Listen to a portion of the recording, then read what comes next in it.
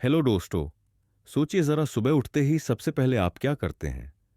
आंखें खुलती नहीं कि मोबाइल हाथ में और सीधे इंस्टाग्राम या यूट्यूब शॉर्ट्स। बस 2 मिनट देखता हूं और जब होश आता है तो 2 घंटे उड़ चुके होते हैं। मतलब हम मोबाइल चला नहीं रहे, मोबाइल हमें चला रहा है। और ऊपर से खुद को समझा भी लेते हैं, चलो कोई बात नहीं, कल से सुधार लाएंगे। पर भाई कल कभी आता ही नहीं। असल में हुआ यह है कि हमारे दिमाग ने कंफर्ट और मजे को अपना ऑक्सीजन बना लिया है।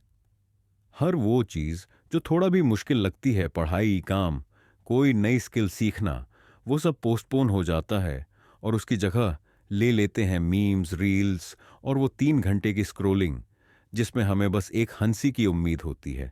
लेकिन अंदर से हम सब जानते हैं ये खुशी नकली है, ये बस हमारे ब्रेन को चुप कराने वाली मिठाई है।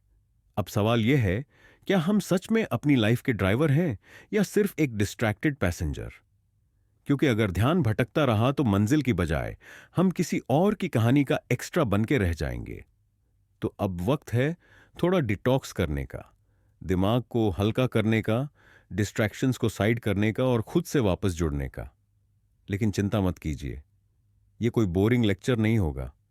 इसमें हंसी भी होगी, मजा भी, और कुछ ऐसे पल भी होंगे जहां आप सोच में पड़ जाएंगे, अरे यार ये तो मेरे साथ भी होता है। तो चलिए अब शुरू करते हैं एक नई journey. Chapter 1, science of dopamine. देखो, सीधी सी बात है, तुम्हारा दिमाग एक छोटे बच्चे जैसा है जो हर शाइनी चीज पर लपक पड़ता है।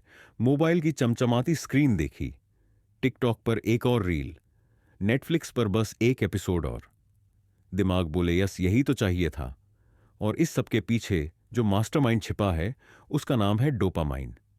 यह भाई साहब हैं खुशियों के डिलीवरी बॉय, जो हर बार तुम्हें एक झूठी उम्मीद दे जाते हैं कि इस बार तो अल्टीमेट सेटिस्फेक्शन मिलेगी, लेकिन हकीकत वही पुरानी अधूरी तसल्ली और गिल्ट का पकोड़ा।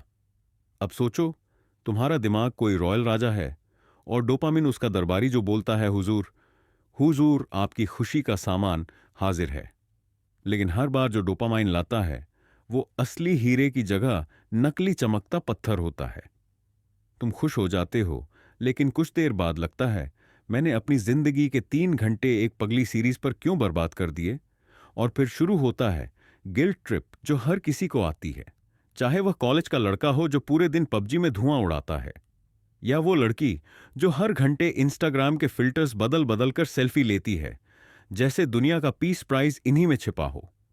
अब तुम्हारा दिमाग डोपामीन से इतना घुल मिल चुका है कि जैसे कोई पुरानी मोहब्बत हो, टॉक्सिक, लेकिन छोड़ नहीं सकते। और ये मोहब्बत इतनी डीप है कि अब तुम्हें बोरिंग चीजें जैसे पढ़ाई, वर्कआउट या घर की सफाई परेशान करने लगी हैं। मतलब कोई तुम्हें बोले चलो आज कुछ मुश्किल काम करें, तो दिमाग बोले भाई मजाक कर रहा है क्या, चल टिकटॉक खोल। असल में दिक्कत यह नहीं है कि डोपामाइन बुरा है, दिक्कत यह है कि इसका ओवरडोज तुम्हारे मोटिवेशन का रथ लेकर चंपत हो जाता है। और फिर जिंदगी एक चूहे दौड़ बन जाती है जिसमें तुम खुद ही पिंजरे में घूमते हो और समझते हो कि प्रगति कर रहे हो। अब सोचो, जब तुम्हें कोई बटर चिकन खाने को दे और साथ में बोले लेकिन स्मेल ही कर सकते हो, खाना नहीं, ऐसा ही कुछ डोपामाइन करता है। तुम खुश होने की तैयारी में होते हो, लेकिन असली खुशी देने से पहले डोपामाइन मुंह चिढ़ाकर चला जाता है और तुम हो बेसन के लड्डू की तरह इमोशनली क्रश्ड। और सबसे मजेदार बात, तुम्हारा दिमाग इतना कंफ्यूज हो जाता है डोपामिन के झोल से कि वो कड़ी मेहनत को ही बोरिंग मानने लगता है। जैसे किसी को सुबह उठकर नहाना लगे माउंट एवरेस्ट चढ़ने जैसा, और इंस्टाग्राम खोलना लगे जैसे ध्यान में बैठना। ओम एक और रील, एक और रील। मतलब हालत ऐसी हो जाती है जैसे कोई बिना ब्रेक वाली लोकल ट्रेन हो जो डोपामाइन के स्टेशंस पर हर सेकंड रुकती है और प्रोडक्टिविटी को प्लेटफॉर्म पर छोड़कर आगे निकल जाती है।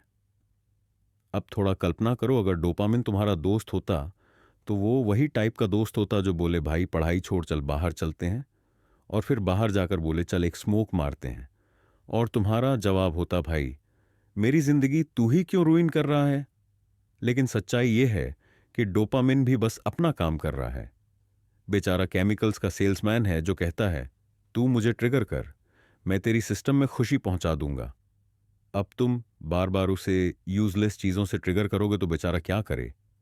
और जब तुम डोपामाइन की है फैंसी कैंडीज खाते रहते हो तो तुम्हारा दिमाग असली चीजें जैसे प्रपोज, पेशेंट और रियल प्रोग्रेस को भूल जाता है। जैसे शादी में गोलगप्पा खाते खाते मेन कोर्स की याद ही नहीं रहती। पर कहानी यहीं खत्म नहीं होती।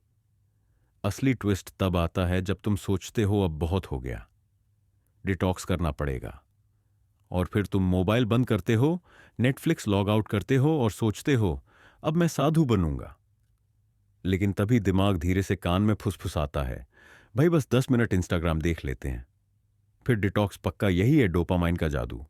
जब तक तुम इसे पहचानते नहीं, ये तुम्हें पपेट्स की तरह नचाता रहेगा बिना धागे के।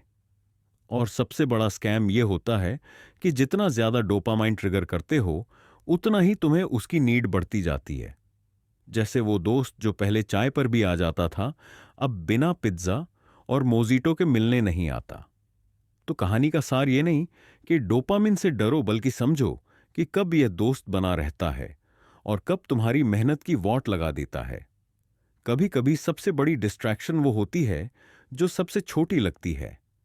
और डोपामिन वही चालाक चीज है जो सबसे बड़ी डीले की वजह बनती है। और तुम्हें लगता है बस